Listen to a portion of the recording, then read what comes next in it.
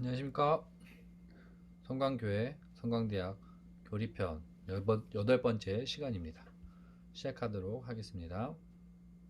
네, 오늘은 여덟 번째 흔들리지 않는 구원의 증거 성화입니다.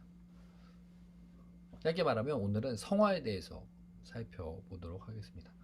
성화란 무엇이냐 부터, 성화는 사실 구원과 관련된 것이거든요. 그래서 구원은 우리가 어떻게 이룰 수 있는지 전반적으로 살펴보도록 하겠습니다. 먼저 우리 지난주 내용을 잠깐 먼저 살펴봐야 되겠죠. 지난주에는 영적 존재에 대해서 보았어요. 영적 실체, 천사를 살펴보면, 먼저 천사는 하나님의 피조물이었습니다. 그렇죠? 그리고 천사는 영적 존재입니다. 두 번째, 그렇다면 반대로 사탄은 어떠하느냐? 사탄은 하나님께서 창조한 것이 아닙니다. 우리가 알고 있듯이 타락한 천사가 사탄이 된 것이죠. 사탄의 최후는 어떻게 되느냐? 사탄은 심판을 받을 것이고 영원한 형벌을 받을 것입니다. 그렇다면 우리는 사탄을 어떻게 대처해야 하느냐? 우리는 사탄을 두려워하지 말고 경계하고 대적해야 합니다. 우리처럼 구원을 입은 사람은 사탄을 두려워할 이유가 없다고 하였어요. 하지만 그들이 우리를 계속 시험에 빠뜨리려고 노력하기 때문에 그들을 경계해야 합니다. 또 우리가 맞서 싸워야 될 때는 우리는 맞서 싸워야 해요. 하나님께서, 예수님께서 함께 하시면 우리는 이길 수 있다는 그 믿음을 가지고 맞서 싸워 이겨야 합니다. 그래서 세 가지를 기억해야 합니다. 사탄을 두려워하지 말고 경계하고 대적하여 싸워 승리해야 한다. 네, 오늘은 성화입니다. 성화. 우리가 지금까지 하나님에 대해서 배웠고 많은 교리들을 배웠잖아요. 지난주에 사탄에 대해서, 영적인 실체에 대해서도 배웠는데, 오늘 성화는 우리와 관련이 있습니다. 우리의 삶과 관련이 있어요. 우리가 어떻게 살아야 하는지, 믿는 자로 어떻게 살아가야 하는지 오늘 교리를 통해서 살펴보겠습니다. 그것이 성화입니다. 성화. 첫 번째, 구원의 잘못 이해한 두 가지 속단. 이게 무엇을 의미하느냐? 이것입니다. 예수를 입으로 시인했기 때문에 구원에 이른다, 이렇게 생각하는 사람들이 있다는 거예요. 이것은 성경의 한 구절을 가지고 이해한 것입니다. 마태복음 7장 21절에 너더러 주여 주여 하는 자마다 다 천국에 들어갈 것이 아니요 다만 하늘에 계신 아버지의 뜻대로 행하는 자라야 들어가리라. 예수님께서 산상설교에서 이렇게 말씀하셨어요. 주여 주여 하는 자마다 천국에 갈 수 없다. 그럼 어떤 사람이 갈 수 있느냐? 하나님의 뜻대로 행하는 사람이 들어갈 수 있다는 것이에요. 그러니까 우리가 소위 말하는 믿음을 너무 강조하다 보면, 우리가 입으로 나는 예수님을 믿습니다, 이렇게 말하는 것만으로 천국에 갈 수 없다는 것을 기억하라는 겁니다. 왜 이런 이야기를 하느냐? 왜 이런 논의를 하느냐? 그런 부류가 있다는 거예요. 성경 시대에도 있었고 지금도 있습니다. 어떤 사람들이냐? 예수님 믿기만 하면 천국에 이른다는 거예요. 소위 이런 사람들이에요. 우리 주위에도 보신 분들이 있을 것입니다. 이 땅에 좋은 게 너무 많으니까, 예를 든 겁니다. 이 땅에 좋은 게 너무 많으니까 그냥 내가 이 땅에서 하고 싶은 대로 하다가 성경에 보니까 믿기만 하면 천국에 가니까 내가 죽기 전에 믿겠다. 이 땅에서는 내가 하고 싶은 것, 내가 누리고 싶은 것, 또 죄 짓는 것도 내 마음대로 하다가 죽기 전에 회개하고 나 예수님 믿어요, 이렇게 말만 하고 죽으면 천국에 가는 거 아니냐? 이런 식으로 이해하고 생활했던 사람들이 있었어요. 그들을 예수님이 분명히 잘못됐다고 말씀하는 거죠. 입으로만 주여 주여 한다고 다 천국에 갈 수 있는 것이 아니라고 말씀하는 겁니다. 아버지의 뜻대로 행해야 천국에 갈 수 있다는 것이죠. 이것이 구원에 대한 잘못된 이해입니다. 두 가지 속단이니까 한 가지 더 볼게요. 두 번째는 이것입니다. 예수를 믿지만 죄를 너무 많이 지어 천국에 갈 수 없다. 이것도 어떤 말씀이냐? 첫 번째 봤던 것과 반대되는 거예요. 첫 번째는 그냥 믿기만 하면 구원을 받을 수 있다고 생각하는 사람들. 두 번째는 반대라고 했어요. 믿지만 내 삶을 보니까 너무 거룩하지가 않은 거예요. 이런 내가 천국에 갈 수 있을까? 나는 지옥에 갈 거야. 내가 여태까지 지은 죄가 너무 많아. 나는 구원받기에는 너무 죄인이야. 하찮은 존재야. 범죄자야. 거의 나는 구원받을 수 없어. 이렇게 생각하는 부류가 있다는 거예요. 근데 이것도 옳은 것일까요? 그렇지 않습니다. 우리는 이 말씀을 기억해야 해요.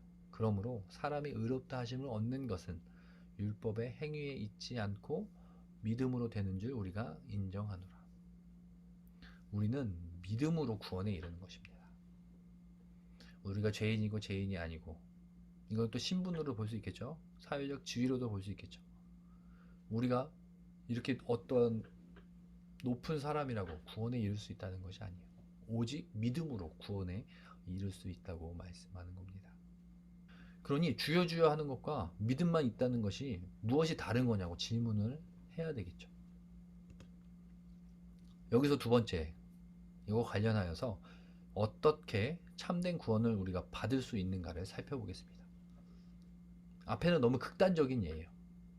이제 이러한 물음을 가지고 한번 살펴볼 텐데, 그래서 두 가지를 같이 보면 이것입니다. 참 구원이란 이것이라는 거예요. 정리하면 앞의 내용을 생각하며 읽겠습니다.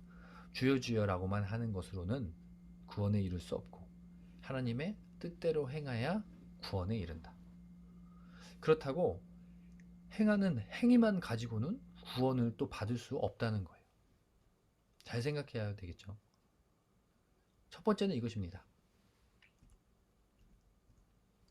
우리는 믿음으로 구원에 이뤄요. 그 다음은 그 믿음에 합당한 삶을 살아야 하는 것이죠. 근데 이런 잘못된 부류들 때문에 제가 이런 설명을 하는 거예요, 사실. 어떤 사람들이 이렇게 주여 주여 하는 자가, 그들이 어떤 사람이냐? 나는 예수님 믿습니다. 그러니까 나는 구원에 이릅니다. 해놓고 자기 원대로 사는 사람들이라니까요. 그러한 사람들에게 구원이 없다고 말씀하는 것이죠. 또 반대로 예수님 믿지도 않고 착한 일만 행하면 구원에 이른다? 또 어떠한 법을 정해놓고 이러한 법을 지키면 구원에 이르는 것이다. 소위 말해 신앙적으로 얘기하면 성경을 1000번 읽으면 구원에 이르는 것이다. 이러한 규정들을 만든 거예요. 사람들이. 예를 들면. 그래서 그 행위만 하려고 노력을 했지 정말로 구원에 이르는 길, 예수님을 믿는다는 것은 생각을 안 했다는 거죠. 이것도 굉장히 극단적인 예예요. 근데 지금 오늘 우리가 하고 있는 이 성화, 구원에 관련된 것은 굉장히 중요한 사건입니다. 신학자들이 이것 때문에 몇백 년 동안 지금까지도 논의를 계속하고 있어요. 이것으로 교단이 달라지고요. 또 카톨릭과 개신교가 나타나게 되고요. 이 교리로 인해서 우리의 구원은 믿음에 있다를 강조하는 것이랑 우리의 구원은 믿음과 그에 합당한 삶이 있어야 된다. 또 반대로 이러한 행위들만 있으면 구원을 받는다. 이렇게 말하는 교단들이 생기게 되었습니다. 이 성화, 이 구원, 교리 때문에요. 굉장히 중요한 것입니다. 오늘 한번 정리하면서 우리가 이것을 들으면서 생각하면서 우리는 지금까지 어떤 교리를 가지고 있었는지, 우리는 제대로 된 성화, 구원에 대한 교리를 가지고 있었는지 한번 살펴보고 무엇이 옳은지, 또 성경은 어떻게 이야기하고 있는지를 같이 살펴보겠습니다. 계속 논의가 되는 것은 이것이에요. 믿음으로 구원에 이른다. 두 번째는 행위로 구원에 이른다. 근데 우리가 봤듯이 이 앞에서 살펴봤던 두 가지 본문에서 꼭 이렇게 이야기하는 것 같아요. 꼭 이렇게 읽는 사람들이 있다는 거예요. 주여 주여 하는 사람은 구원에 이룰 수 없습니다. 하니까 그것을 읽은 사람들이 어떻게 해석한 거예요? 행위로 구원을 이루는구나. 믿음보다는 행위구나. 이렇게 잘못 이해한 거예요. 근데 또 이런 사람도 있어요. 믿음으로 우리가 구원에 이른다니까 이것만 너무 생각하여서 우리의 삶은 돌아보지 않고, 제가 이야기했듯이 죽기 전에 그냥 예수님 믿습니다 하고 죽으면 되는 거 아니냐 이렇게 말하는 사람도 있다는 거예요. 성경을 잘못 이해한 거고 거기서 나온 잘못된 이해, 구원을 잘못 이해한 사람들의 내용입니다. 정리하면 이것이에요. 앞에 있는 믿음으로 구원에 이른다. 아니다. 행위로 구원에 이른다. 그런데 여기서 제가 질문을 드리면 성경은 이 두 가지를 나눴을까요? 어떻게 생각하세요? 표로 보면 이래요. 믿음이 구원이고 행위가 구원이다. 성경이 이렇게 두 가지를 나눠서 설명할까요? 그렇지 않아요. 성경은 우리에게 하나의 구원을 이야기하고 있어요. 오직 예수 그리스도를 통한 구원만 이야기하고 있어요. 근데 그것을 설명한 많은 본문들 중에서 사람들이 제대로 이해하지 않고 그냥 본문만 툭 가져와서 문자적으로만 잘못 해석해가지고 이게 맞는다, 이게 맞는다, 이러다 이렇게 싸움이 일어난 겁니다. 사실 우리가 성경을 제대로 읽으면, 잘 읽으면 우리의 구원은 행위와 믿음을 절대 나누지 않아요. 믿는 사람은 믿는 사람의 합당한 삶을 살아가게 돼 있다니까요.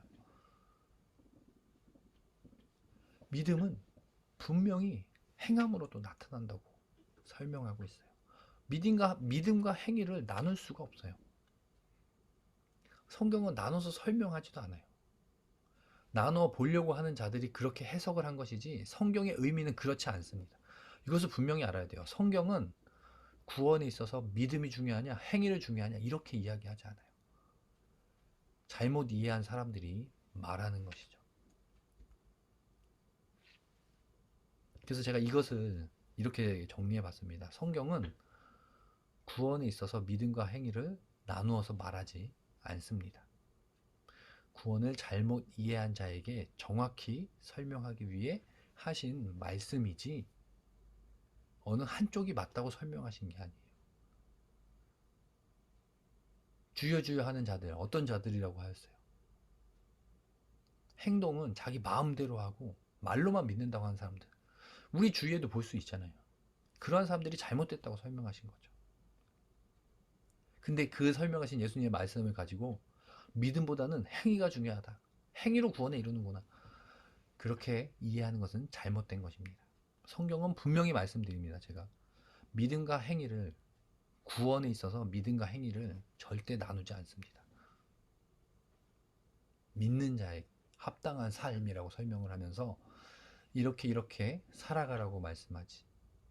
이렇게 살아가는 과정이 무엇이냐면 제가 뒤에서 설명드릴 텐데 그것이 성화인 것입니다. 성화.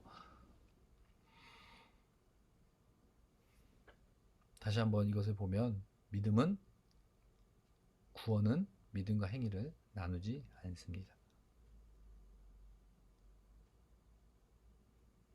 우리는 믿음으로 구원에 이른다. 이것이 맞고 그때 말하는 믿음에는 믿음에 합당한 삶도 함께 있는 것이죠. 나눠서 생각하는 것이 아니라 함께 있는 것이다. 구원은 믿음으로 이루는 것이 맞습니다. 이러한 의미에서 한번 이 본문을 읽고 우리가 한번 생각해보고 해석해볼까요? 이와 같이 행함이 없는 믿음은 그 자체가 죽은 것이라. 이건 야고보서의 말씀이에요. 행함이 없는 믿음은 죽은 믿음이다. 이런 본문이 있다고 하여서 믿음보다 행함이 중요하다고 설명하는 걸까요? 야고보가? 예수님의 동생인 야고보가 예수님께서 하신 행동과 그 말씀을 다 깨닫고 이 성경을 적었는데, 또 하나님의 감동으로 이 성경을 적었는데 여기서 믿음보다 행함이 중요하다고 하는 말씀일까요? 우리는 성경을 이해할 때 그냥 본문만 가지고 툭 이해하는 것은 이런 위험이 있는 거예요. 어디서, 어떤 문맥에서, 어떠한 상황에서 이 말씀을 했는지 그것을 살펴봐야 하는 거죠. 야고보서 2장 앞절에 어떠한 내용이 있냐면 이런 것입니다. 야고보가 이것을 설명하고자 한 것이에요. 제가 계속 이야기했듯이 어떤 사람들이 믿음만 있으면 구원에 이른다고 그들의 행동은 자기 마음대로 죄를 지으면서 이런 말을 한 것이에요. 그들에게 설명한 거예요. 어떤 설명이냐? 야고보가 그들에게 이렇게 물은 것이죠. 너희의 믿음을 한번 나에게 보여줘 봐라. 너희가 말로는 예수님 믿는다 하는데 그것을 한번 나에게 보여줘 봐라. 설명을 한 것이. 근데 말로만 믿는다고 하는 사람들이 설명할 길이 없죠. 그들의 행동으로는 다 보여줄 수 없으니까. 믿는 자의 삶을 살지 않았다니까요. 이것에 이야기하는 겁니다. 야고보는 만약에 배고파 하는 이웃이 내 앞에 있는데 믿음으로 이들을 어떻게 도와줄 것이냐는 거예요. 나는 믿음에서 나오는 나의 행동으로 보여주겠다. 나의 믿음을. 굶주린 자들을 나는 도와주겠다. 옷이 없는 자에게 옷을 주겠다. 먹을 것이 없는 자들에게 먹을 것을 줌으로 이 행함으로 나의 믿음을 보여주겠다. 이렇게 설명한 거예요. 이것도 같은 맥락입니다. 말로만 믿는다고 한 사람들의 행동이 잘못됐음을 꼬집기 위해서 설명한 것이죠. 이것도 절대 믿음보다 행함이 중요하다고 더 위에 있다고 설명하는 게 아니에요. 믿음과 행함은 같이 있어요. 믿음에 합당한 삶은 같이 가는 것입니다. 야고보도 이것을 설명하는 거예요. 믿음이 중요했다고 설명하는 것이 아니라 믿음에 합당한 삶이 중요하다고 설명하는 것이죠. 말로만 믿는다고 하지 말라고. 예수님은 절대 그렇게 가르치지 않았다고 설명하는 것이죠. 그러니 정리하면 이렇습니다. 믿음으로 구원에 이르고 구원에 이른 성도는 이에 합당한 구원의 삶을 살아야 한다. 이렇게 구원에 합당한 삶을 살아가는 것이 성화라는 것입니다. 성화. 이것을 기억해야 해요. 야고보서의 말씀을 통해서 또 성경의 구원에 관련된 말씀을 읽으면서 말이에요. 믿음으로 구원에 이르고 구원에 이른 성도는 이에 합당한 구원의 삶을 살아야 한다. 이렇게 제가 설명한다고 제가 믿음보다 행위가 중요하다고 지금 설명하고 있습니까? 그렇지 않잖아요. 믿음으로 구원에 이른다니까요. 근데 구원에 이른 그 성도는 이에 합당한 구원의 삶을 살아야 한다니까요. 믿는다고 하면 그 합당한 모습을 보여줘야 돼요. 이웃들에게. 다음을 살펴보면 그럼 구원에 합당한 삶이 무엇이냐 물을 수 있겠죠. 구원에 감사한 마음으로 행하는 것이고 구원받은 자의 또 의무로 행하는 것이라고 설명할 수 있어요. 우리는 하나님의 백성이라고 하죠. 우리 하나님의 자녀라고 하죠. 하나님의 자녀면 하나님의 그 울타리 안에 그 왕국 안에 있다면 누구의 말을 따라야 합니까? 하나님의 말씀을 따라야 하는 거죠. 그러한 의미로 제가 의무라고 설명을 한 것입니다. 우리가 하나님의 자녀라고 시인을 한다면 우리가 믿는 자, 구원받은 자로 설명한다면 그에 합당한 삶을 살아야 한다니까요. 그것이 구원에 합당한 삶이라니까요. 제가 행위가 더 중요하다고 말하는 겁니까? 그렇지 않습니다. 우리가 구원을 받았다고 정말 확신이 있으면 하나님께서 우리 함께 하시면 믿는다면 그렇게 행하는 것이 당연한 것이죠. 예를 들면 요셉의 삶 같은 것입니다. 우리가 설교를 지금 요셉의 지난주에도 들었고 지난주에도 들었어요. 정말 어렵고 힘든 중에 그는 하나님의 살아계심을 깨달았어요. 하나님이 자신과 함께 하신다는 깨달았어요. 그러니 요셉이 어떠한 삶을 살았습니까? 하나님이 보지 않는 감옥이라고 또 노예의 삶이라고 예루살렘과 멀리 떨어진 이스라엘과 멀리 떨어진 애굽에 산다고 하나님이 안 보신다고 자기 마음대로 살았습니까? 하나님이 나와 함께 하신다는 생각으로 살아가는 것. 요셉과 같은 삶. 어디서나 반듯하게 어디서나 의를 행하고 선을 행하는 삶. 그것이 구원에 합당한 삶이죠. 성경은 이것을 이야기한다는 것입니다. 구원, 믿음으로 이룹니다. 믿음으로 우리가 구원을 받았다면 그 감사함으로 살아가는 것이죠. 이것을 이해하고 세 번째 논의를 보면 한국교회의 구원관에 문제가 있다는 거예요.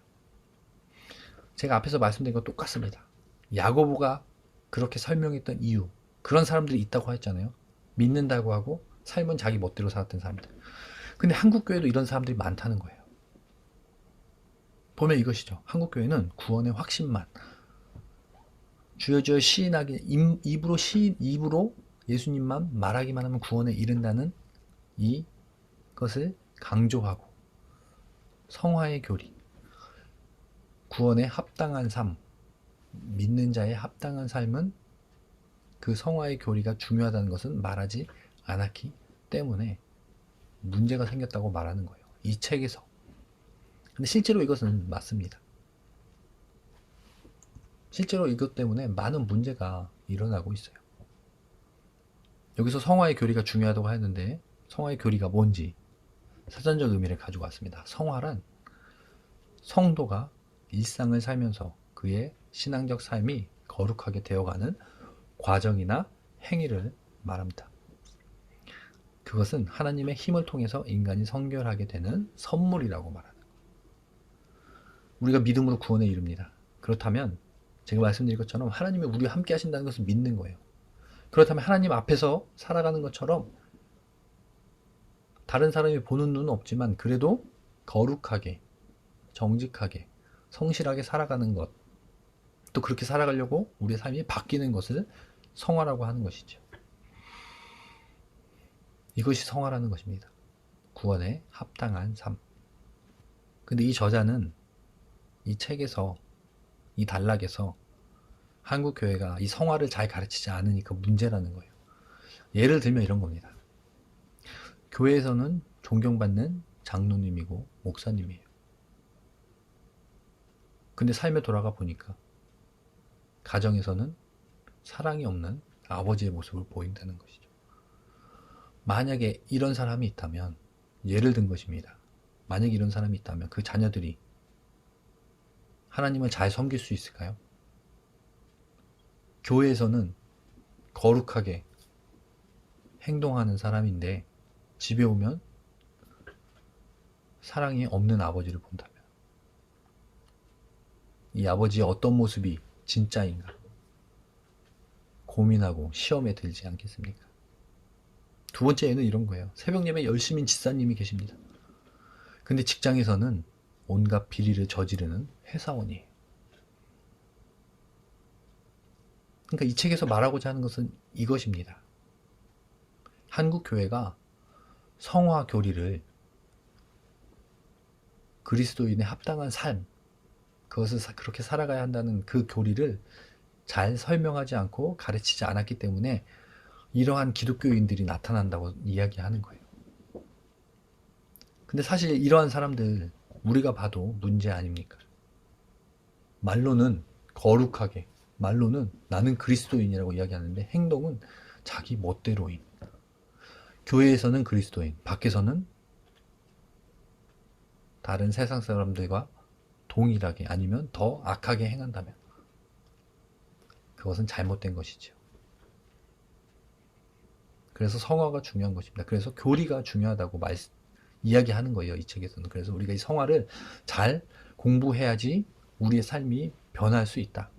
이것을 우리가 잘 기억해야지 한국교회의 이런 문제를 해결할 수 있다고 그러한 의도로 이 책에서 설명을 하는 것이죠.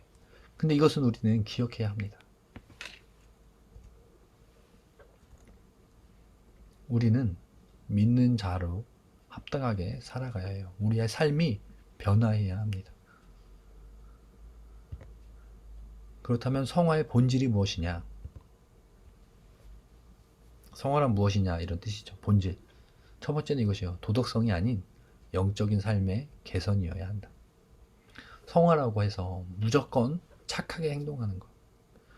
이것과 구별이 돼야 된다는 거예요. 한마디로 본성이 착한 사람 있잖아요.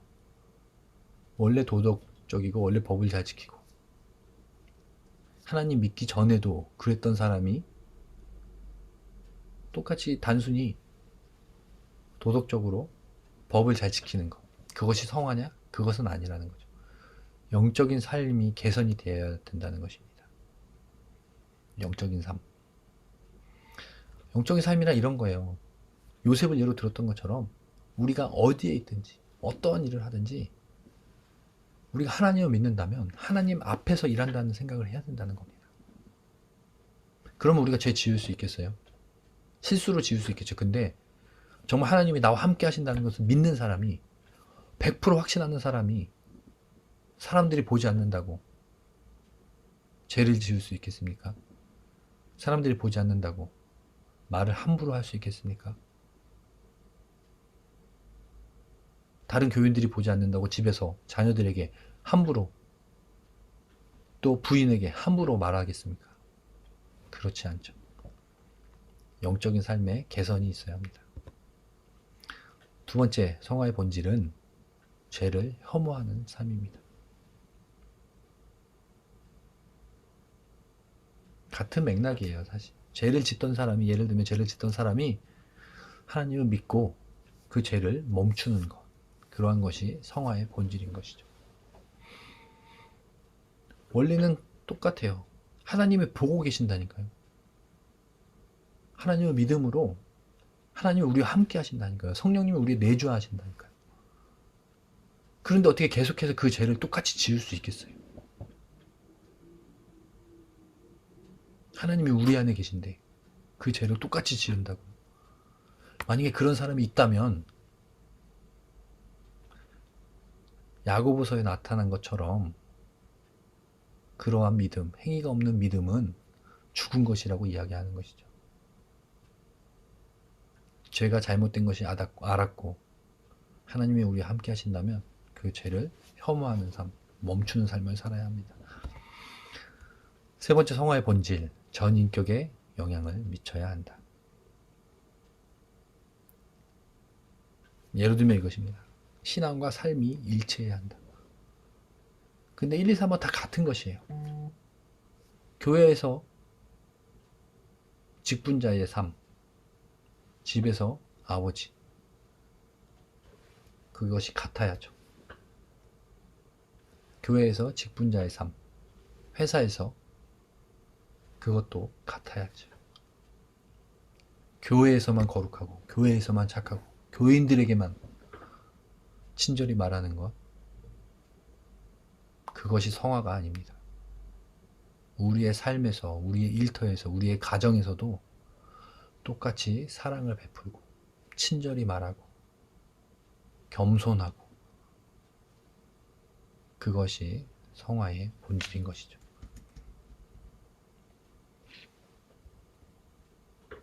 이것을 기억해야 합니다.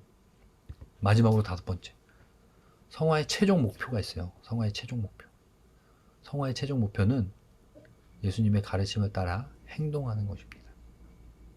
다시 말하면 성경의 말씀을 따라 행동하는 것이죠. 예수님의 가르침을 따라 행동하는 것. 소위 이렇게도 많이 이야기해요. 예수님을 닮아가자.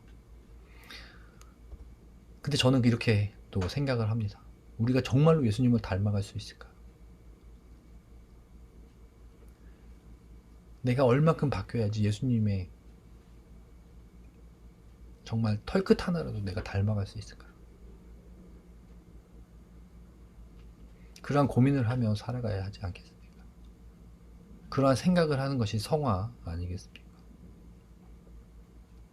우리는 예수님의 가르침을 먼저 잘 받고 그 가르침을 기억하여서 그대로 행동하려고 노력해야 합니다.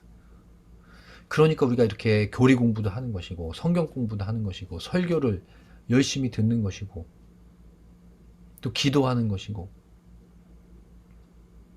또 들은 대로 살려고, 말씀 들은 대로 살겠다고 다짐하며 우리 한 주간 살아가는 건 아닙니까? 성화의 최종 목표는 예수님의 가르침을 따라 행동하는 것입니다. 그럼 예수님의 가르침이 무엇이냐? 제가 여기서는 구체적으로 설명하지 않고 딱 핵심만 말씀드리면 예수님의 가르침 두 가지라고 말씀할 수 있을 것 같아요. 이야기할 수 있을 것 같아요. 하나님을 사랑하는 것, 신앙생활을 열심히 하는 것, 그 다음은 이웃을 사랑하는 것, 삶에서 가족, 친구, 이웃, 또 회사에서 만나는 동료들, 학교에서 만나는 친구들, 그들에게 사랑을 전하는 것. 예수님의 가르침을 요약해서 핵심적으로 말하면 이것입니다. 교회 나와 신앙생활 열심히 하는 것, 하나님을 사랑하는 것, 그 다음은 우리 주위에 있는 우리 이웃들을 전심으로 사랑해 주는 것. 우리는 이러한 목표를 가지고 성화의 삶을 살아야 한다는 것이죠. 그러니 우리는 이 과정 중에 있는 거예요. 성화에 이르는 과정. 저도 그렇고 여러분도 마찬가지입니다. 예수님의 가르침은 저도 맨날 설교를 통해 배우고 말씀을 읽음으로 배우잖아요. 그렇게 살려고 계속해서 노력하는 것이죠. 하나님께 예배드리는 신앙생활 하는 것도 더 잘하려고 계속해서 노력하는 것이고, 이 땅에서 이웃에게 더 사랑을 전하려고 노력하는 것이고, 우리는 성화의 삶을 살아가야 합니다. 앞으로 지금보다 우리가 설교를, 우리가 신앙생활을 1년 한 사람과 10년 한 사람, 20년 한 사람과 30년 한 사람, 행동이 점점 나아져야 하지 않겠습니까? 그것이 성화의 과정 아니겠습니까? 성화의 최종 목표는 예수님의 가르침을 따라 행동하는 것입니다. 우리 모두 오늘 이 성화, 이것을 기억하여서 다시 한번 다짐하여서 우리의 행동을 개선하고 바꾸고 말씀 따라 살려고 노력하고, 또 예수님의 가르침, 이웃을 사랑하기 위해 더 노력하는, 또 신앙생활을 잘하려고 노력하는 우리 모두가 되길 소망합니다. 마지막으로 정리하면 이렇습니다. 구원, 성화는 구원과 관련된 것이라고 했어요. 구원이란 무엇이냐? 의롭다 칭함을 받는 칭의, 이것도 구원입니다. 근데 이 칭의는 오직 믿음으로 얻는 것이다. 구원은 믿음으로 얻는다는 것입니다. 우리는 믿음으로 의인이 되고 구원을 얻습니다. 이것을 1번으로 기억해야 해요. 그 다음 기억해야 할 것은, 구원에 있어서 믿음과 행위는 구별될 수 있다고 하였습니까? 없다고 하였습니까? 없어요. 입으로 시인했으면 우리 행동도 그와 같이 해야 돼요. 말로만 예수님 믿는다고 하고 내 멋대로 사는 것, 이것은 잘못된 것입니다. 같아야 해요. 그러한 것을 구원에 합당한 삶이라고 하였습니다. 구원에 합당한 삶이란 무엇이냐? 믿음으로 구원받은 자로, 또한 하나님의 자녀된 자로, 죽을 수 없는 저와 여러분이 구원에 이르다니까요. 영원한 생명을 얻었다니까요. 그러면 감사합니까? 안 감사합니까? 감사하잖아요. 이런 감사한 마음으로 이 땅에서 하나님의 전에 가기 전에 성화의 과정 속에서 신앙을 지키며 이웃을 사랑하는 삶을 사는 것이 합당한 삶입니다. 이것을 기억하여서 영원한 생명을 얻은 구원받은 자로 감사한 마음으로 신앙을 지키며 이웃을 사랑하는 우리 모두가 되길 소망합니다. 그래서 정말로 정리하면 구원에 합당한 삶을 사는 것이 성화입니다. 우리는 모두 그 성화의 과정에 있습니다. 성도는 성화의 삶을 살아가는 것입니다. 계속해서 예수님과 닮아가기 위해, 예수님의 가르침을 따르기 위해 노력하는 것입니다.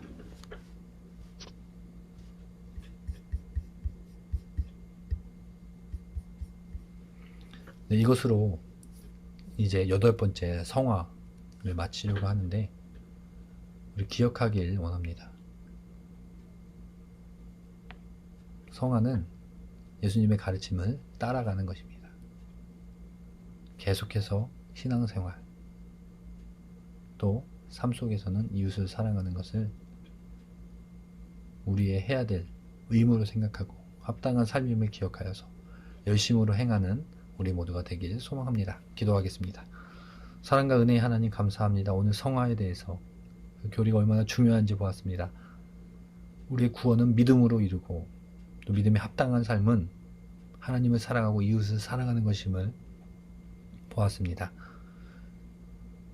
또 우리는 성화의 과정 중에 있는데 예수님의 가르침을 따라 신앙을 지키며 우리의 삶 속에서 이웃을 사랑하는 삶을 살아가는 우리 모두가 되게 하여 주시옵소서. 예수 그리스도의 이름으로 기도합니다. 아멘. 대단히 수고하셨습니다.